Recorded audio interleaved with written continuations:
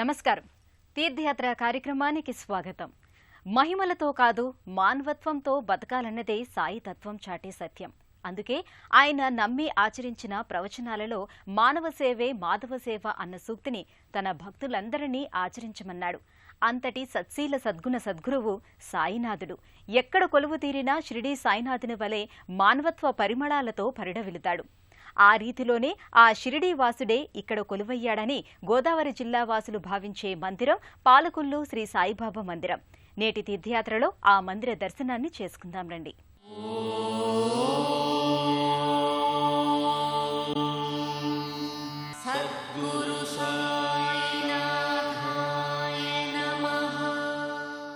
శ్రద్ధ సబూరి రెండు కళ్లలా వీక్షించే ఆముష్మిక మూర్తి సాయి. నమ్మకం సహనం రెండు చెవులుగా నమ్ముకునే వినమ్రశీలి బాబా. ఆత్మీయత సహాయత రెండు పాదాలుగా ముందుకు సాగే మానవతావాది షిరిడీవాసుడు. ఆ మానుష రూప దైవ సమానుడు దేశమంతటా వివిధ ఆలయాలలో నెలకొని భక్త సమీపుడయ్యాడు. అదేవిధంగా కొబ్బరిసీమల పశ్చిమ గోదావరి జిల్లాలో పాలకొల్లు క్షేత్రంలో కూడా కొలువయ్యాడు. ఆ సాయి విలక్షణావతార విశేషాల్ని, ఈ ఆలయంలో సాయి ప్రభ వైభవాన్ని వీక్షించడం స్తుతించేది మానుష రూప భగవంతుడైన సాయినాథుణ్ణి. మనిషి అయ్యుండి మనుషులలో దేవుణ్ణి చూసి మానవుల సేవే మాధవుని సేవగా తలచిన మహామానుషి ఈ సద్గురు సాయిబాబా. ఆ సాయి భగవాన్ ఆంధ్రప్రదేశ్లోని అనేక చోట్ల నిలిచి కొలువయ్యాడు. మా పాపాల తొలగించు దీప తోరణయుక్త పీఠంపై సాయీశ్వరుడు ఓ సింహాసనంలో ఆసీనుడై తీర్థయాత్రికులకు దర్శనాన్నిస్తుంటాడు. మాల పుణ్యాల పంటల్లే నిన్ను దర్శించినామయ్యా. ఈ సాయి మందిరం నెలకొన్న పురమే ఓ పౌరాణిక ప్రాశస్త్యమున్న పురము. క్షీరపురంగా పురాణ ప్రశస్తి, క్షీరారామంగా పంచారామ క్షేత్రాలలో ఒకటిగా వినుతికెక్కిన పురం. జన్మ జన్మాల పుణ్యాల పంటల్లే నిన్ను దర్శించినామయ్యా. 1993వ సంవత్సరంలో శంకుస్థాపన చేసుకున్న ఈ మందిరంలో 1996లో విగ్రహ ప్రతిష్టాపన జరిగింది. అల్లం సత్యనారాయణ అనే సాయి భక్తుడు మరికొంతమంది సేవకుల సాయంతో ఈ భవ్య మందిరం ఆకృతి దాల్చింది. పసిపాప మనసున్న ప్రతి మనిషిలోనూ పరమాత్ముడున్నాడని, వాడు పరిశుద్ధుడవుతాడని. ఆకుపచ్చని కొబ్బరాకుల సజీవ ప్రకృతి అందం నేపథ్యంలో సగర్వంగా నిలుచున్న సాయి భక్తుని వలె మందిర గోపురం నిలుచుని ఉంటుంది.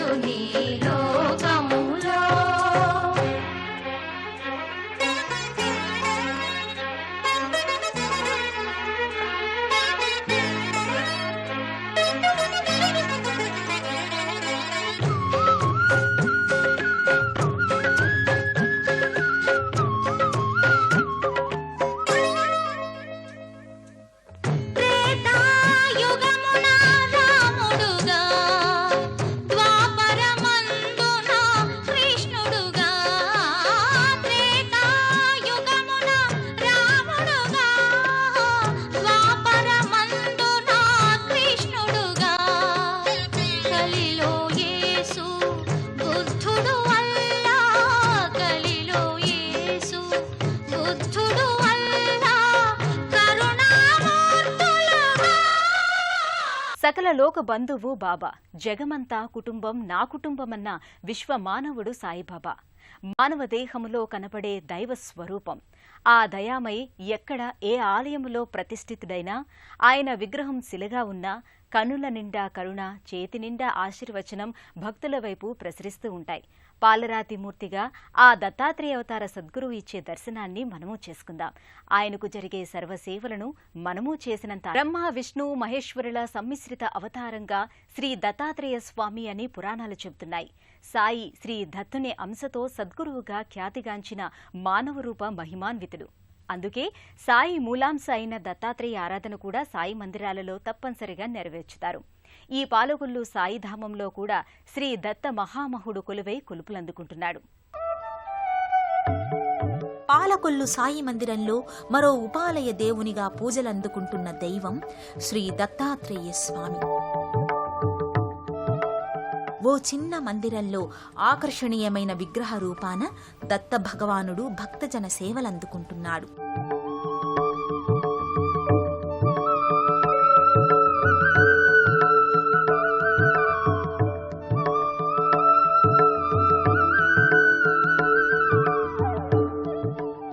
తోరణం కింద త్రిముఖాలతో బ్రహ్మ, విష్ణు, పరమేశ్వరుల మువ్వురి అంశల సమైక్య రూపంగా అగుపిస్తాడు దత్తాత్రేయుడు.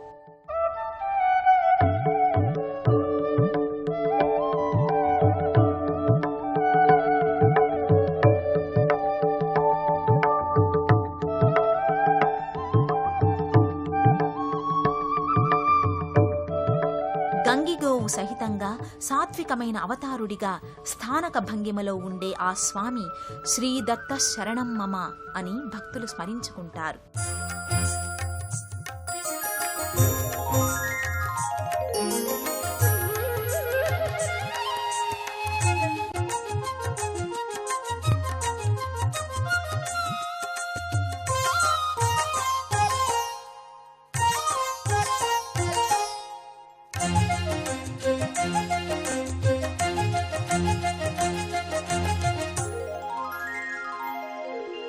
సాయి నీవే పరబ్రహ్మము, నీ మహిమలు తెలియ మేమెంత వారము.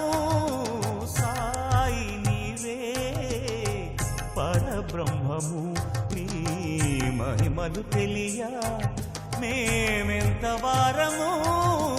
సాయి నీవే పరబ్రహ్మము.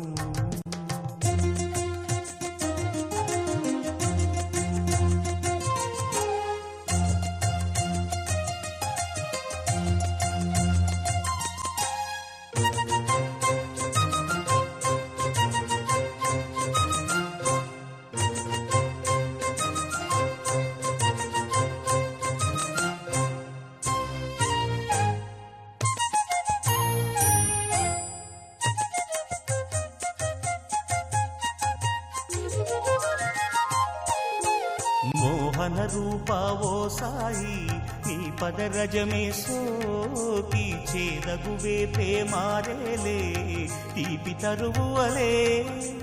నీటితో నదీపములే వెలిగించి కనులను తెరిచితివే. దీర్ఘకాల వ్యాధులనే అరచేత తాకి మాన్పితివే. ఊదితోటి శృత జనుల పవిత్ర ధుని చుట్టూ కూడా ప్రదక్షిణలు చేయటం ఓ పరిపాటి. చిత్రముగా పంచభూత గణముల నడచితివే. అతిశయమే అగునటులా హరునివలే గగనములో శయనముని కలిపితివే. సాయి నీవే పరబ్రహ్మము, నీ మహిమలు తెలియ మేమెంత వారము. సాయి మందిరాలు సత్సంగ సమీరాలు అన్ని మతాల, సకల కులాల, సర్వ మానవుల సమాహారముగా అలరారుతాయి. పాలకొల్లు క్షీరపురముగా ఎంతటి పురవైభవాన్ని కలిగి ఉందో సాయి మందిరం వంటి ఆధునిక ఆలయాల వల్ల ఈ కాలంలోనూ ఆధ్యాత్మిక ప్రబలను వీస్తోంది. పాలకొల్లు సాయి మందిరంలో సాయి భగవానునికి జరిగే అర్చనాది విశేషాలను ఇప్పుడు ఆకలిగా ఉన్నవారికి అన్నం పెట్టండి అన్న బాబా దివ్య సందేశం. సాయి నిజమైన గురువు, గురు పరంపరకు తిరుగులేని ప్రతీక, ఎవరూ నియమించని సహజ సద్గురువు. సమయానుకూలంగా తనంతట తానే మన దరికి వచ్చి మన అంతరంగాలను పరిశుద్ధం చేసి మోక్ష మార్గాన్న నడిపించేవాడు. ఆ సాయిదేవుని అర్ధ నిమిలీలిత నేత్రాల నుంచి ఆశీర్వచన వీక్షణాలు మనందరిపై కురియాలని ఆశిద్దాం. మరో తీర్థయాత్రలు ఆలయ సందర్శనంతో మళ్ళీ కలుసుకుందాం. అంతవరకు సెలవు. నమస్కారం.